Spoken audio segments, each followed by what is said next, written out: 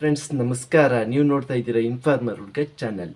ಇವತ್ತು ನಾನು ನಿಮಗೇನು ತಿಳ್ಸಕ್ಕೆ ಬಂದಿದ್ದೀನಿ ಅಂದರೆ, ನೀವು ಪಹಣಿಯಲ್ಲಿ ಆರ್ ಟಿ ಸಿ ಅಂದರೆ ಇದರಲ್ಲಿ ಹೆಸರನ್ನ ಯಾವ ರೀತಿ ಚೇಂಜ್ ಮಾಡೋದು ಅನ್ನೋದ್ರ ಬಗ್ಗೆ ಈ ವಿಡಿಯೋ ಮುಖಾಂತರ ತಿಳಿಸ್ತೀನಿ ಫ್ರೆಂಡ್ಸ್. ಅದಕ್ಕೂ ಮುಂಚೆ ನೀವಿನ್ನು ನನ್ನ ಚಾನಲ್ಗೆ ಸಬ್ಸ್ಕ್ರೈಬ್ ಆಗಿಲ್ಲ ಪ್ಲೀಸ್ ಸಬ್ಸ್ಕ್ರೈಬ್ ಮಾಡಿ ಫ್ರೆಂಡ್ಸ್. ಹಾಗೆ ಕೊನೆ ತನಕ ವಿಡಿಯೋ ನೋಡಿ, ನಿಮ್ಗೆ ಇಷ್ಟ ಆದರೆ ಲೈಕ್ ಮಾಡಿ ಫ್ರೆಂಡ್ಸ್. ಹಾಗೆ ಬೆಲ್ ನೋಟಿಫಿಕೇಶನ್ ಆನ್ ಮಾಡೋದು ಮರಿಬೇಡಿ, ಏಕೆಂದರೆ ನಾನು ಮಾಡೋ ವಿಡಿಯೋ ನಿಮಗೆ ಮೊದಲು ಬಂದು ತಲುಪುತ್ತೆ. ಆಗ ನಾನು ಮಾಡೋ ಒಳ್ಳೆ ಇನ್ಫಾರ್ಮೇಟಿವ್ ವಿಡಿಯೋ ನಿಮಗೆ ಫಸ್ಟ್ ತಲುಪುತ್ತೆ ಫ್ರೆಂಡ್ಸ್. ಅದಕ್ಕೋಸ್ಕರ ಬೆಲ್ ನೋಟಿಫಿಕೇಷನ್ನ ಆನ್ ಮಾಡಿ.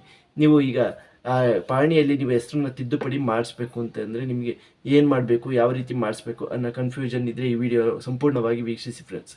ನಿಮಗೆ ಇದಕ್ಕೆ ಯಾವ್ಯಾವ ದಾಖಲಾತಿಗಳು ಬೇಕು ಅಂದರೆ ಆಧಾರ್ ಕಾರ್ಡ್ ಇರಬೇಕಾಗುತ್ತೆ ಫ್ರೆಂಡ್ಸ್, ಮೊದಲನೇದಾಗಿ.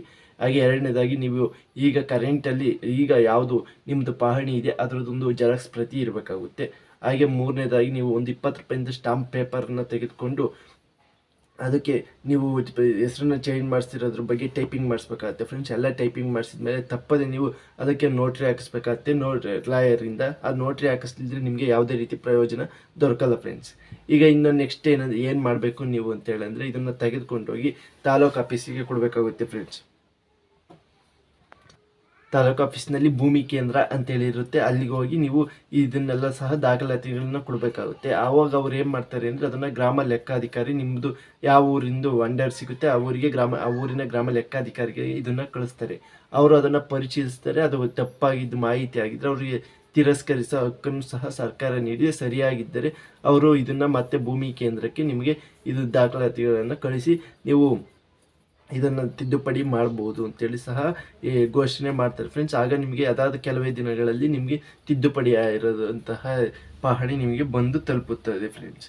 ಈಗ ನೆಕ್ಸ್ಟ್ ಇದರಿಂದ ನಾವು ಪಡ್ಕೊಂಡ್ರೆ ಪ್ರಯೋಜನ ಏನು ಅಂತೇಳಂದರೆ, ನೀವು ಮಾರೋದಕ್ಕಾಗಿರ್ಬೋದು ಅಥವಾ ದಾನ ಮಾಡೋದಕ್ಕಿರ್ಬೋದು ಅಥವಾ ಬೇರೆಯವರಿಗೆ ನೋಡಿ ಅಟ್ಯಾಚ್ ಮಾಡಿಸೋದಕ್ಕಾಗಿರ್ಬೋದು, ನಿಮಗೆ ಇಲ್ಲಿ ಹೆಸರು ನಿಮ್ಮದೇ ಇರಬೇಕಾಗುತ್ತೆ, ಬೇರೆಯವ್ರದ್ದಿದ್ರೆ ಇದಾಗಲ್ಲ. ಅದಕ್ಕೋಸ್ಕರ ನೀವು ಹೆಸರನ್ನು ತಿದ್ದುಪಡಿ ಮಾಡಿಸ್ಕೋಬೇಕಾಗುತ್ತೆ ಫ್ರೆಂಡ್ಸ್. ನೀವೇನಾದರೂ ಬ್ಯಾಂಕ್ನಿಂದ ಸಾಲ ತಗೊಂಡಿರ್ಬೋದು, ಸರ್ಕಾರದ ಸ್ಕೀಮ್ನಿಂದ ನಿಮಗೆ ಲಾಭ ಪಡ್ಕೊಳೋದಕ್ಕಾಗಿರ್ಬೋದು, ಇದರಲ್ಲಿ ನಿಮ್ಮ ಹೆಸರು ಮತ್ತು ಆಧಾರ್ ಕಾರ್ಡಿಂದ ಹೆಸರು ಎರಡೂ ಒಂದೇ ಇದ್ದರೆ ಮಾತ್ರ ನಿಮಗೆ ಇಲ್ಲಿ ಸಾಲ ಆಗಿರ್ಬೋದು, ಒಳ್ಳೊಳ್ಳೆ ಯೋಜನೆಗಳ ಬಗ್ಗೆ ಯೋಜನೆಗಳದ್ದು ನಿಮಗೆ ಅಮೌಂಟು ದೊರೆಯೋದಾಗಿರ್ಬೋದು ಎಲ್ಲ ಸಿಗುತ್ತೆ friends.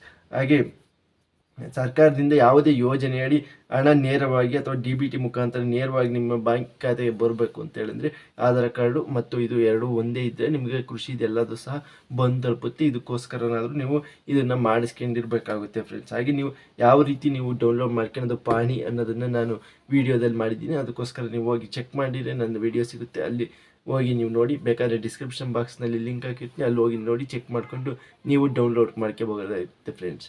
Thank you for watching. Please subscribe ಮಾಡಿ ಫ್ರೆಂಡ್ಸ್.